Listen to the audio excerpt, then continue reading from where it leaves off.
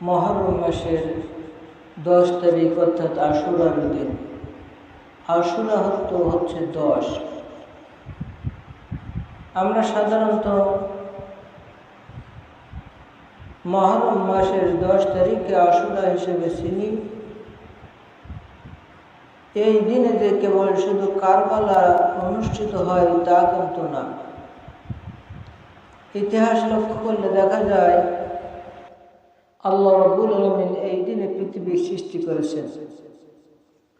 এই দিনে আদমকে হযরত আদম আলাইহিস সালাম সৃষ্টি সহ তাকে জান্নাতে প্রবেশ করানো এবং জান্নাত থেকে বাহির করে পৃথিবীতে প্রেরণ। দীর্ঘদিন আল্লাহ সুবহানাহু ওয়া তাআলার কাছে হযরত আদম আলাইহিস সালাম তার অপরাধের জন্য অনুশোচনা করলেন। হযরত আদম আলাইহিস সালাম আল্লাহ রাব্বুল আলামিনের কাছে ফরিয়াদ করলেন, রব্বানা যালামনা আনফুসানা ওয়া ইল্লাম তাগফির লানা ওয়া তারহামনা লানাকুনান্না মিনাল খাসিরিন। এইভাবে কেঁদে কেঁদে হযরত আদম আলাইহিস সালাম আল্লাহ রাব্বুল আলামিনের দরবারে যখন ফরিয়াদ করতে লাগলেন, দীর্ঘ 300 বছর পর আল্লাহ রাব্বুল আলামিন হযরত আদমের দোয়া যেদিন কবুল করলেন, সেই দিনটা ছিল আশুরার দিন, মুহররম মাসের 10 তারিখ। হযরত মুসা আলাইহিস সালামকে ফিরআউনের কবল থেকে আল্লাহ রাব্বুল আলামিন হযরত মুসাকে মুক্তি দিলেন। হযরত মুসা আলাইহিস সালামকে যেদিন ফিরআউনের কবল থেকে আল্লাহ মুক্তি দিলেন, সেই দিনটা ছিল মুহররম মাসের 10 তারিখ অর্থাৎ আশুরার দিন। হযরত ইব্রাহিম আলাইহিস সালামকে আল্লাহ রাব্বুল আলামিন এই দিনে নমরুদের আগুন থেকে হেফাজত করল। হযরত ইব্রাহিম আলাইহিস সালাম নমরুদের মূর্তির যখন বিরোধিতা করলো, তাওহীদের প্রচার তিনি শুরু করলেন। নমরুদ হযরত ইব্রাহিম আলাইহিস সালামকে মারার জন্য বিশাল অগ্নিকুণ্ড নির্মাণ করলেন। এই অগ্নিকুণ্ডের ভিতরে হযরত ইব্রাহিম আলাইহিস সালামকে যখন ফেললেন, আল্লাহ রাব্বুল আলামিন আগুনকে অর্ডার করলেন, ইয়া নারু কুনি বারদাও ওয়া সালামান আলা ইব্রাহিম। হে আগুন, তুমি ইব্রাহিমের জন্য শান্তিদায়ক হয়ে যাও। আল্লাহ রাব্বুল আলামিনের হুকুমে আগুন হযরত ইব্রাহিম আলাইহিস সালামের একটা পশম পর্যন্ত চালাতে পারলেন না। আর এই মহান দিনটা ছিল আশুরার দিন, মুহররম মাসের 10 তারিখ। হযরত নূহ আলাইহিস সালামের প্লাবন থেকে যদি পর্বতে যেদিন তার কিস্তি, তার নৌকাটা অবতরণ করেছিল, হযরত নূহ আলাইহিস সালাম তো যখন তার কওমের লোকদেরকে দাওয়াত দিলেন, ইয়া কওমি উবুদুল্লাহ, ও আমার কওমের লোকেরা আল্লাহর ইবাদত করো। হযরত নূহের দাওয়াতে যখন কেউ সাড়া দিল না, এমনকি তার ছেলে কেনানও নূহ আলাইহিস সালামের দাওয়াতে সাড়া দিল না। স্ত্রী নূহর বিরোধিতা করল। হযরত নূহ আলাইহিস সালাম আল্লাহ রাব্বুল আলামিনের দরবারে ফরিয়াদ করলেন, রব্বুল আলামিন গো, এই কওমের লোকদেরকে তুমি যদি বাঁচিয়ে রাখো, তারা একের পর এক কাফের জন্ম দিবে। সুতরাং তুমি তাদের জন্য গজব নিয়ে আসো। আল্লাহর দরবারে নূহর দোয়া কবুল হলেন। গজব যখন শুরু হলো, আল্লাহ রাব্বুল আলামিন নূহকে বললেন, তোমার অনুসারীদেরকে নিয়ে প্রত্যেক জোড়ায় জোড়ায় এক জোড়া করে প্রাণী তুমি নিয়ে কিস্তিতে অটন করো।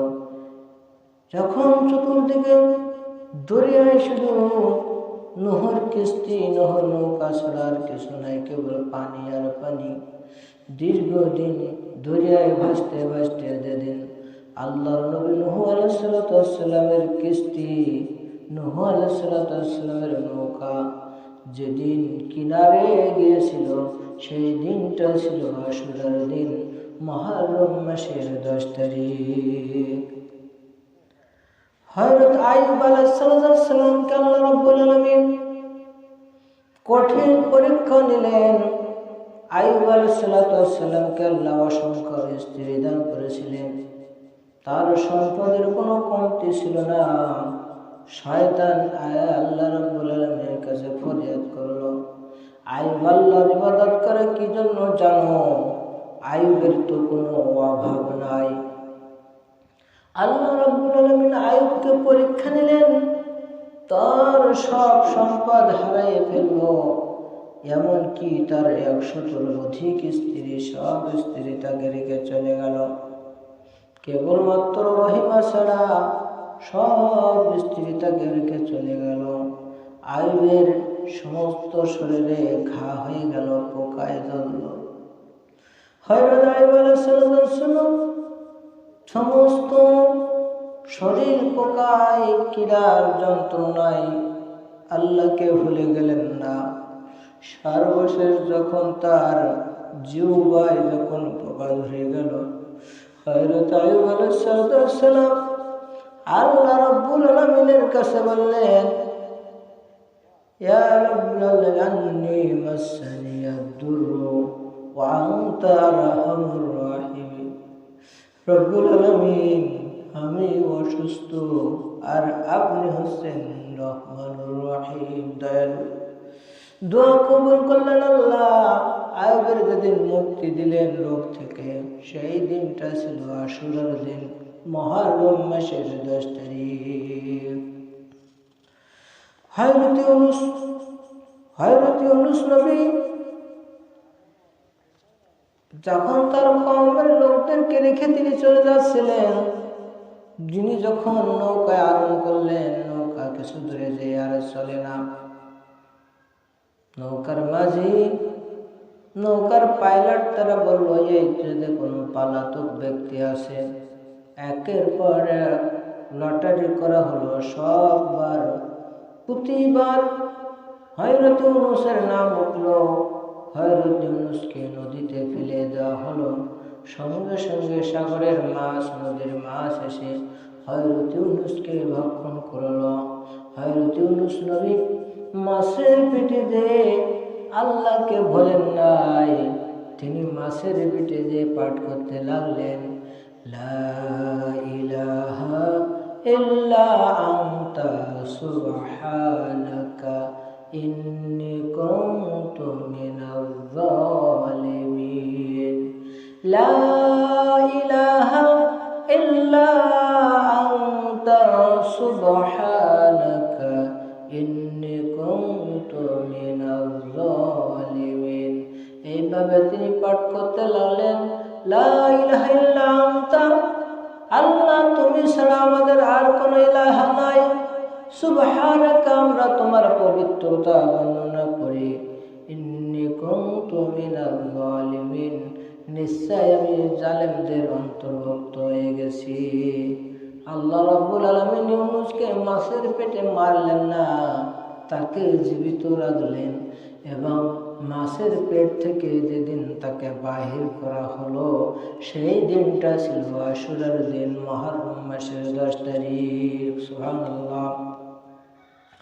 হযরত ইউসুফ আলাইহিস সালাম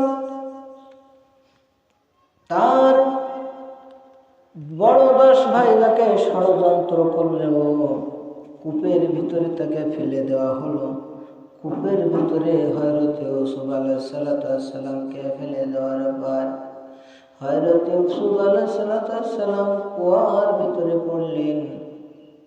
আল্লাহ রাব্বুল আলামিন কুয়া থেকে ইউসুফকে উত্তোলন করলেন যেদিন, সেই দিনটা ছিল আশুরা।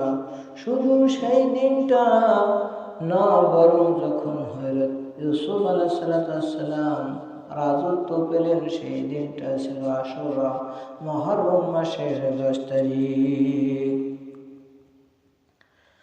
হযরত সুলাইমান আলাইহিস সালামের হারানো রাজত্ব যেদিন ফিরে পান, সেদিন ছিল আশুরার দিন। হযরত সুলাইমান আলাইহিস সালাম তার হারানো রাজত্ব ফিরে পায় মুহররম মাসের 10 তারিখে। হযরত ঈসা আলাইহিস সালাম জন্মগ্রহণ করেন। আমরা সবাই জানি হযরত ঈসা আলাইহিস সালাম জন্মগ্রহণ করেই আল্লাহর নবুয়ত তাকে দান করে। আল্লাহ রাব্বুল আলামিন হযরত ঈসা আলাইহিস সালাম যেদিন জন্মগ্রহণ করেন, সেই দিনটা ছিল আশুরা, মুহররম মাসের 10 তারিখ। হযরত ইউসুফ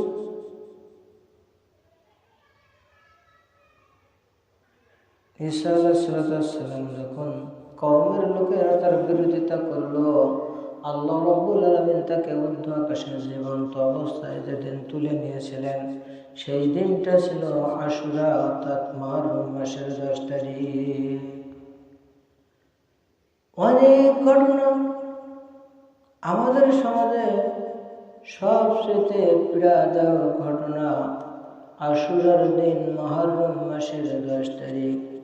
ইমাম হুসাইন রাদিয়াল্লাহু তাআলা আনহু, মুহাম্মদ সাল্লাল্লাহু আলাইহি সাল্লামের কলিজার টুকরা দহিত্র ইমাম হুসাইন রাদিয়াল্লাহু তাআলা আনহুকে 61 হিজরি ফুরাত নদীর তীরে কারবালার প্রান্তরে সপরিবারে সত্যকে সমাজে প্রতিষ্ঠা করার জন্য বাতিলের মোকাবেলায় সপরিবারে তার 72 জন সঙ্গী সহ শাহাদাত বরণ করেছিলেন। সেই দিনটা ছিল আশুরা, অর্থাৎ মুহররম মাসের 10 তারিখ। এই জন্য এই দিনের অনেক ফজিলত। এই ফজিলত সম্পর্কে বিশেষ করে 2টি রোজা রাখার কথা হাদিস শরীফে বলা হয়েছে। রাসূল করিম সাল্লাল্লাহু আলাইহি ওয়াসাল্লামের অসংখ্য বাণী থেকে এই দিনের কথা বলা হয়েছে। সেই জন্য আমরা এই দিনের ফজিলত বরকত নিয়ে হাসিল করার চেষ্টা করবো। ওয়া মা তাওফীক ইল্লা বিল্লাহ।